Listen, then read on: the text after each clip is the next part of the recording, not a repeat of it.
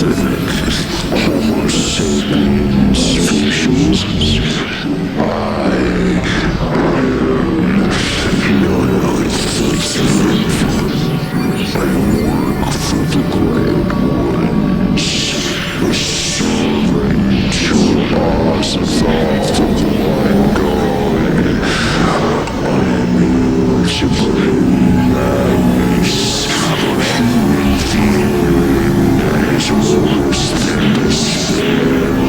I will control me and all these pathetic, human maggots to fight each other in wars and to these battles. I see the gods and legends of humans praise you, while they secretly controlling your mind.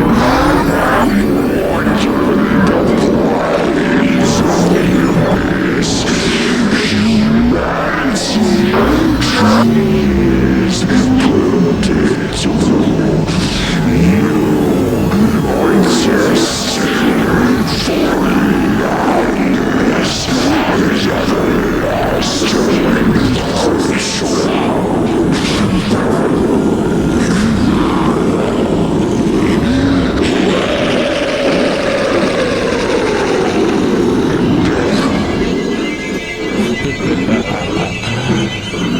Nyarlathotep by HP Lovecraft, read by Mr. Unholy Cannoli. Nyarlathotep, the crawling chaos. I am the last. I will tell the audient void. I do not recall distinctly when it began, but it was months ago. The general tension was horrible. To a season of political and social upheaval was added a strange and brooding apprehension of hideous physical danger. A danger widespread and all-embracing. Such a danger as may be imagined only in the most terrible phantasms of the night. I recall that the people went about with the pale and worried faces, and whispered warnings and prophecies which no one dared consciously repeat or acknowledge to himself that he had heard.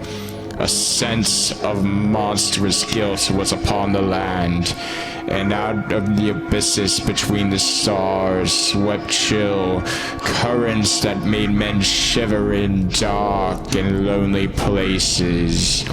There was a demonic alteration in the sequence of the seasons. The autumn heat lingered fearsomely, and everyone felt that the world, perhaps the universe, had passed from the control of known gods or forces to that of gods or forces which were unknown. And it was then that Nyarlathotep came out of Egypt. Who he was none could tell, but he was the old native and looked like a pharaoh. The Fellaheen knelt when they saw him, yet could not say why. He said he had arisen up out of the blackness of 27 centuries, and that he had heard messages from places not on this planet. Into the lands of civilization came Nyarlathotep, swarthy, slender, and sinister, always buying strange instruments of glass and metal and combining them into the instruments yet stranger. He spoke much of the sciences of electricity and psychology, and gave exhibitions of power which sent his spectators away speechless. Yet what swelled his fame to exceeding magnitude, men advised one another to see Nyarlathotep and shudder to where Nyarlathotep went, rest vanished for the small hours, rent with the screams of nightmare. Never before had screams of nightmare been such a public problem. Now the wise men almost wish they could forbid sleep in the small hours at the shrieks of cities that might less horribly disturb the pale pitying moon as it glimmered on green waters gliding under bridges and old steeples crumbling against a sickly sky. I remember when Nyarlathotep came to my city, the great old, the terrible city of the unnumbered crimes. My friend had told me of him and of the impelling and fascination and allurement of his revelations, and I buried with eagerness to explore his uttermost mysteries. My friends said they were horrible and oppressive beyond my most fevered imaginings, that there was thrown on a screen in the darkened room prophesied things but Nyarlathotep dared prophecy, and that in the sputter of his sparks there was taken from men that which had never been taken before, yet which showed only in the eyes. And I heard it hit the board that those who knew Nyarlathotep looked on sights which others saw not. It was in the hot autumn that I went through the night with restless crowds to see Nyarlathotep, through the stifling night and up the endless stairs into the choking room. And shadowed on a screen I saw hooded forms amidst ruins and yellow evil faces peering from behind fallen monuments.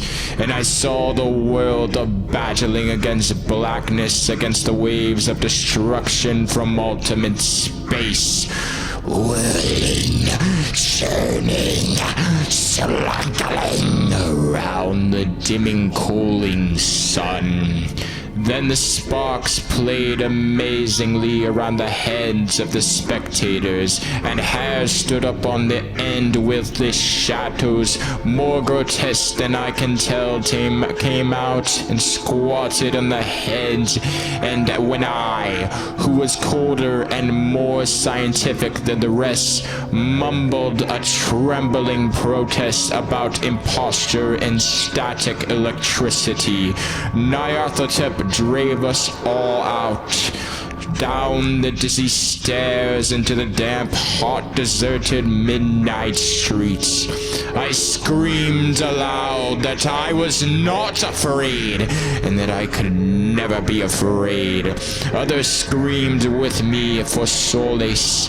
We swear away to one another that the city, exactly the same and still alive when the electric lights began to fade. We cursed the company over and over again and laughed at the queer faces we made. I believe we felt something coming down from the greenish moon, for when we began to depend on its life, we drifted into the curious involuntary formations and seemed to know our destinations, though we dared not think of them. Once we looked at the pavement and found the blocks loose and displaced by grass, with scarce a line of rusted metal to shew where the tramways had run. And again we saw a tramcar, lone, windowless, dilapidated, and almost on its side. When we gazed around the horizon, we could not find the third tower by the river and noticed that the silhouette of the second tower was ragged at the top. Then we split up into the narrow columns, each of which seemed drawn in a different direction. One disappeared in a narrow alley to the left, leaving only the echo of a shocking moan. Another filled down a weed-choked subway entrance, howling with laughter that was mad.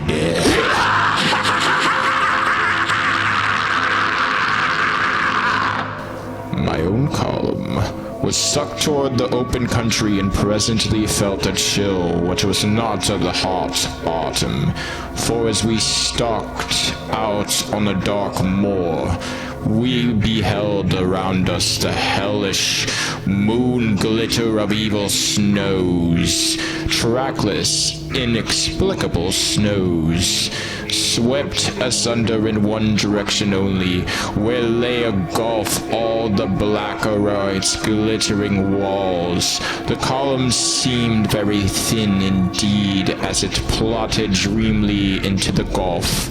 I lingered behind, for the black rift in the green-litten snow was frightful, and I thought I had heard reverberations of disquieting wail as my companions vanished. But my power to linger was slight. As if beckoned by those who had gone before, I half floated between the titanic snowdrifts, quivering and afraid into the sightless vortex of the unimaginable.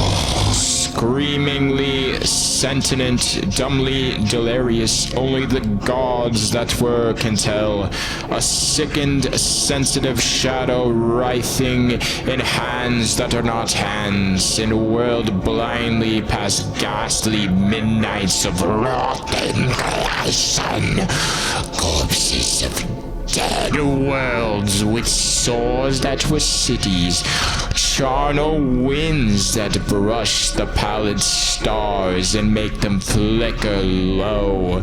Beyond the world, vague ghosts of monstrous things, half-seen columns of unsanctified temples that rest on nameless rocks beneath space and reach up to dizzy vacay above the spheres of light and darkness. And though this revolting graveyard of the universe, the muffled, maddening beating of drums and thin, monotonous whine of blasphemous flutes from inconceivable unlighted chambers beyond time, the detestable pounding or piping whereunto sounds slowly, awkwardly, and absurdly the gigantic